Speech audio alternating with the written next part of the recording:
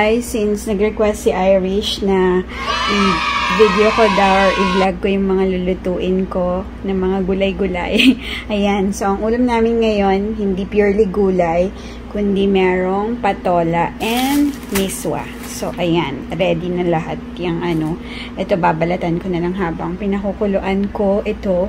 So, usually, ito beef na ano lang, alam mo yung parang sirloin na strike, ano lang, hiwa-hiwain mo lang siya. Yan. So, i-on na natin. Pakuluan natin siya hanggang maluto. So, tatakpan ko na yan. And we will be back.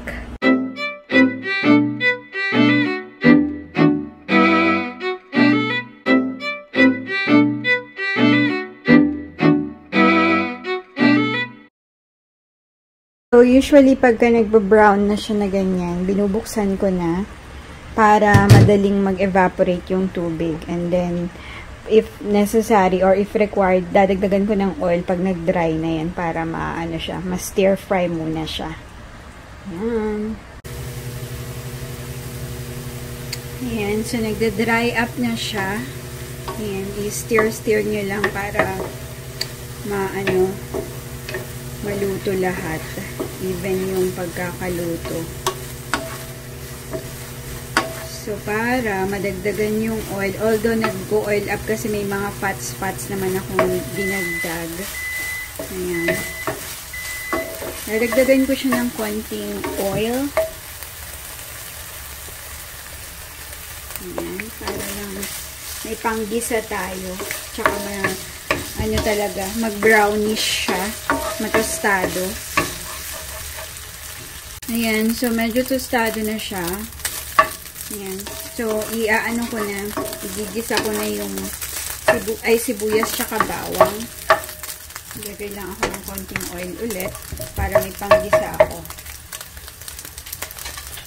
Ganito lang naman yung mga lutong Ilocano. Puro halos gisa-gisa lahat muna. Ayan. So, usually sa mga ibang gisado, like yung mga pusit, mga shrimp, anything na madalansa, meron tayong nilalagay na luya or kamatis. But dito, walang kamatis. Alam ko yung yung pinakbet. Nilalagay kami ng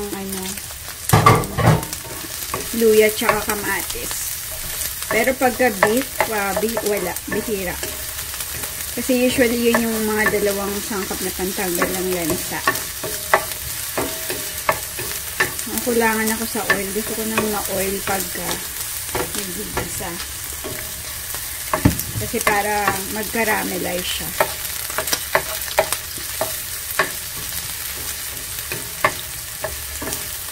Pag medyo nag-brown na yung bawang tsaka sibuyas, pwede na yan.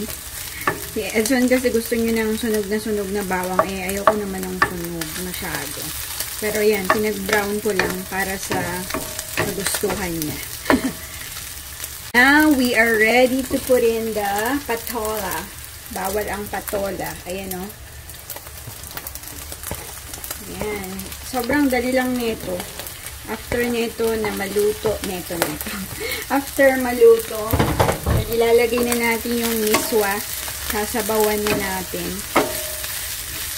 Ganun lang. Titimplahin mo na habang naluluto yung patola. So, I will put in pepper. Yan.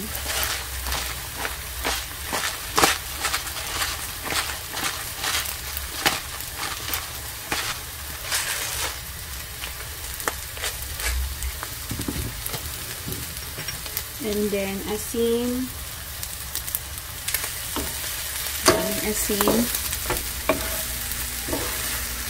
Pagdating ni Edson, pinapatimplahan ko pa sa kanya kasi minsan magkaiba kami ng pandasa.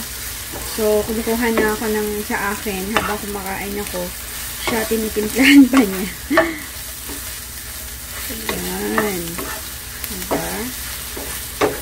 Kailangan maggulay sa panahong ito dahil sa mga virus na yan.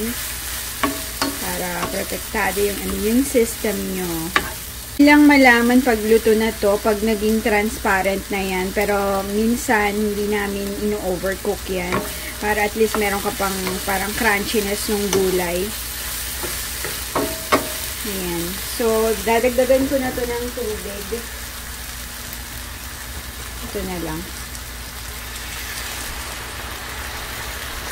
Ayan.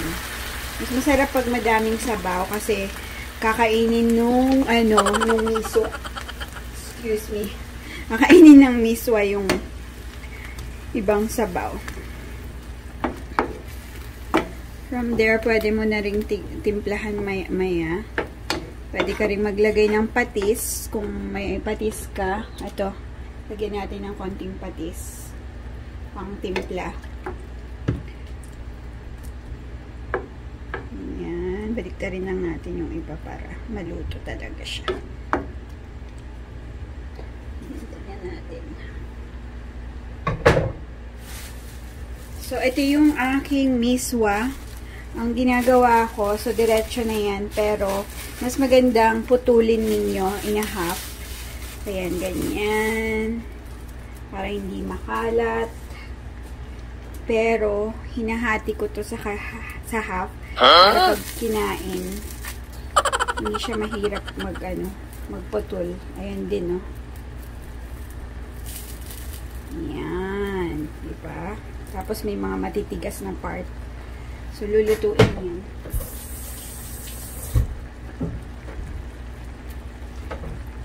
Ihalo-halo nyo lang para mabasa siya. Yan. Walang masabawan. Then, after that, tatakpan nyo na. Nakukulang tong sabaw, I'm pretty sure. Kasi gusto ni Edson yung ano ba yan? Nagsuswimming talaga. Alam mo yung sabaw na sabaw. Kaya ako ng dry. So, dagdagan natin ng sabaw.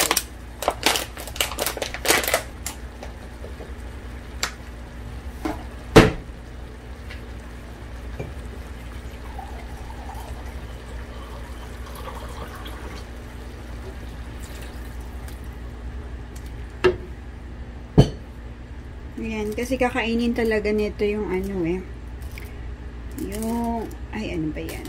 Ayan siya. Madali lang maluto tong miswa. Huwag ninyong i-overcook. Oh, shucks.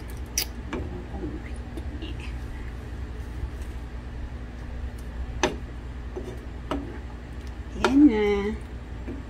Diba? Ulam na siya. So, ito na yung time na pwede mong tikman. Inisan ko lang itong Yan, titikman mo na siya kung tama na yung lasa. If pasado na.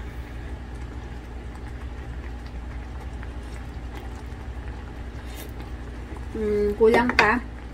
So, pwede rin kayo maglagay ng magic syrup if meron kayo. Pero ako wala na, naubusan na ako. Ang daming, patis pa. Ayan. Sarap! Sarap nito, guys. You can't go wrong. Kasi gisa-gisa lang. And then, pakuluan mo na. Tapos na. Ngayon, pag nagluluto ako kasi 1 o'clock pa lang ng tanghali or ng hapon. 1 o'clock ba? Ay, 3 na pala. Isang oras na lang pala. Usually, dumadating ng alas 4 si Edson. So, hina-half cook ko lang siya kasi pagdating niya, pinapainit pa namin. So, para hindi siya talagang overcook na overcook. Ayan. Ayan na, guys. So, luto na siya. And, matitimplahan pa yan mamaya pag di niya nagustuhan yung timpla. Yan. So, thank you for watching. You have a great day and see you on my next video. Bye!